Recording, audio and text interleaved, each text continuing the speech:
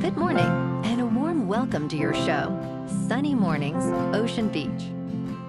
I'm your host, Melissa, and it's Friday, September 19th. You'll be interested to know, 132 years ago, today in 1893, New Zealand became the first self-governing nation to grant women the right to vote in national elections, a landmark of human progress and equality. This inspiring achievement in Wellington, New Zealand, celebrates the power of inclusive democracy, and it paved the way for women's suffrage movements around the world, a shining moment of social advancement. So now you know. And now, it's time for the Surf Report. Friday at Ocean Beach. This morning it's looking fair with waves around 3 to 5 feet. Conditions are clean until about 8. Then they go back to fair as the wind picks up slightly. Expect the swell to gradually fade in the afternoon, settling around 2 to 4 feet by 3. Winds are currently onshore at 5 miles per hour, increasing to 10 by evening. Best time to ride is at 8 a.m. with the 3-foot incoming mid-tide, when the west-northwest swell is 4 feet at 11 seconds, and the onshore wind is 3 miles per hour. The first high tide on Friday will be 5.5 feet, just before 11:30 a.m., followed by a 2-foot low tide just after 4:30. The nearshore buoy in San Francisco Bar reads 62 degrees for the water temperature. Expect fair conditions on Saturday with waves around 2 to 3 feet, though choppy conditions develop in the afternoon as winds pick up. Sunday brings a steady increase in swell, reaching 3 to 5 feet with favorable winds, making it the best day of the period. Monday holds similar size at 4 to 6 feet, but choppy conditions return later in the day. This morning, there's a slight chance of rain showers, and it feels like 63 degrees with 6 mile per hour wind. The sunset will take place at 7:11, and it will rise again tomorrow at 6:56. It looks like we're in for a slight chance of rain showers early, before late morning, then becoming partly sunny with a high near 65 and a light southwest breeze. Tonight, expect partly cloudy skies with a low around 60 and light winds. Looking ahead in the weather, Saturday will be mostly sunny with highs near 65 and a west-southwest breeze near 5 to 9 miles per hour. Sunday remains mostly sunny with highs near 65 and partly cloudy nights in the upper 50s. Then Monday warms to near 69 with a slight chance of showers late Monday night into Tuesday and low temperatures around 60 to 62. Bonjour, food enthusiasts. This podcast is brought to you by Versailles Cafe and Pastries in Encinitas. Nestled on El Camino Real South, just north of Encinitas Boulevard, this cafe is a haven for culinary delights. Indulge in their amazing Eggs Benedict or their gluten-free crepes. You can grab a panini for lunch or just breeze on through to get your morning coffee.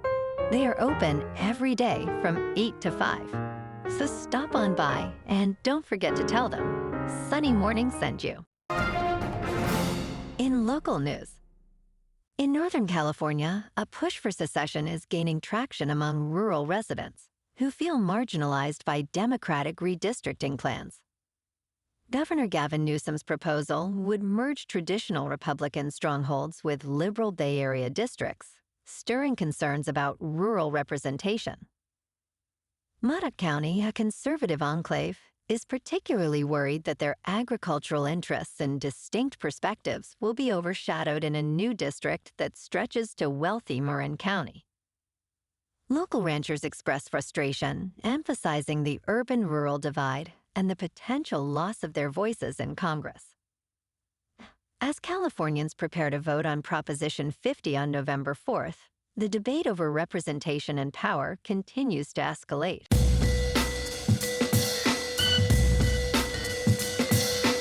Now on to sports. Clayton Kershaw announced his retirement after 18 seasons with the Dodgers, effective at the end of the season, capping off a Hall of Fame career with 3 Cy Young Awards. The 37-year-old left-hander is scheduled to take the mound Friday night at Dodger Stadium, potentially for the final time.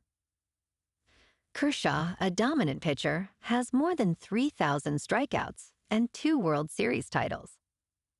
Dodgers owner Mark Walter congratulated Kershaw on his career, stating it would lead to his induction into the Baseball Hall of Fame.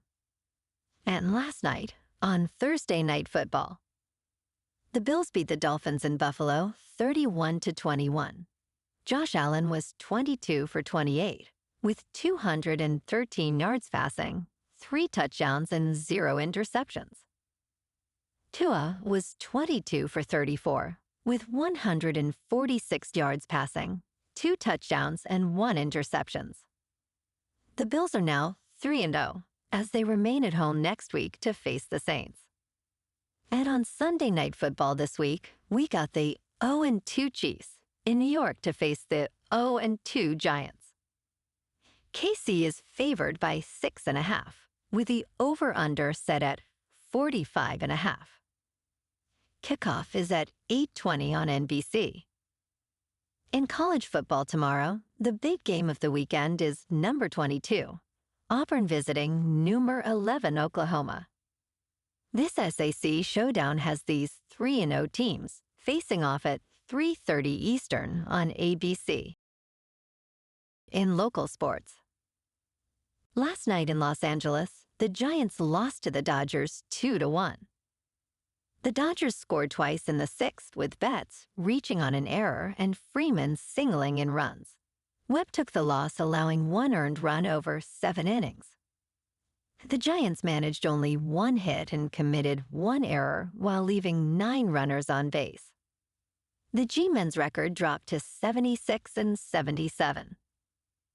Tonight, the Giants face the Dodgers in Los Angeles again for Game 2 of this 4-game series. Ravi Ray is 11-7 with a 3.5 earned run average, pitching against Clayton Kershaw, who is 10-2 with a 3.53. First pitch is at 7:10 at Dodger Stadium under clear skies and 75 degrees. The G-men look to even the series at an away venue where the Dodgers hold the edge. In top news, the Food and Drug Administration is urging shoppers to discard specific cookware products immediately due to lead leaching concerns. These items, made with alloys such as hindalium and indalium, should not be donated. The FDA has expanded its warning about imported aluminum and brass cookware that may release unsafe levels of lead into food. Newly identified brands sold at retailers in New York and Illinois include Patel Brothers, Indiaco, and Mannon Supermarket. Lead exposure can cause serious health issues, particularly for children and pregnant individuals. The FDA advises discarding affected cookware instead of donating it. In business news, a Harvard Business School graduate was arrested Thursday on fraud charges, alleging he swindled fellow alumni out of over $4 million in a Ponzi scheme, even assuring one investor they would soon brag about their crazy gains at the school's reunion. Vladimir Artemanov, 46, was taken into custody in Elkridge, Maryland, and charged with securities, wire, and investment advisor fraud for allegedly carrying out the scheme from September 2021 through February 2024.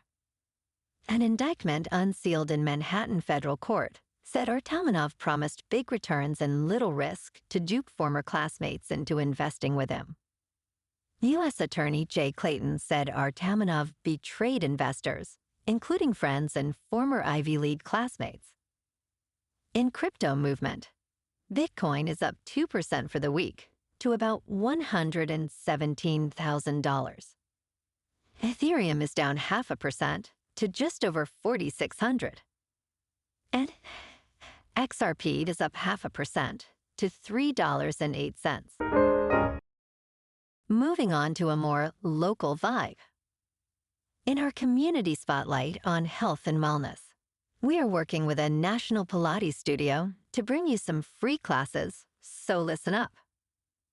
Check out Club Pilates, with several locations in the San Diego area.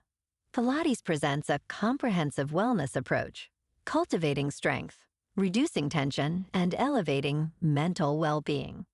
Scientific research affirms its benefits. So now you can check out Club Pilates for a free class, with locations in Encinitas, Solana Beach, Oceanside, La Jolla, and more. Just be sure to tell them Sunny Morning sent you by. And now, back to the show. Let's talk tech. Big tech's artificial intelligence capital expenditures are soaring, raising concerns that companies may be overbuilding infrastructure before it can be monetized. One expert describes this trend as a risky gamble. Oracle Corporation's reported $300 billion deal with OpenAI is being scrutinized as a sign of robust spending or an overreach in the artificial intelligence sector. Professor Benjamin Lee warns that this overinvestment may lead to long-term challenges if demand for AI workloads diminishes. Despite this, the demand for data centers is currently booming, with industry leaders expressing confidence in future utilization. And in entertainment news, the new sequel, Spinal Tap 2, The End Continues, comes at a time when musicians rarely reveal their unvarnished lives on film. Rob Reiner, the director, reflects on how the original This Is Spinal Tap rankled some bands upon its release in 1984. Tyler Wilson notes that the mockumentary taught artists to avoid hubris, a central theme in the film. The sequel aims to capture the reality of being a rock star, showcasing the struggles of aging band members. While music documentaries increase in number, they tend to favor mythology over truth-telling, according to producer Aaron Sachs. Well, alrighty, folks, it's time for the quote of the day. And today, our quote comes from the American author and women's rights activist, Margaret Fuller. And she said, "If you have knowledge, let others light their candles in it." And that's a wrap for this morning. You can check out our Instagram, YouTube, and TikTok for some captivating aerial videos with local news and the surf reports. Have an amazing day, my good friends. We'll see you tomorrow with another episode of Sunny Mornings, Ocean Beach.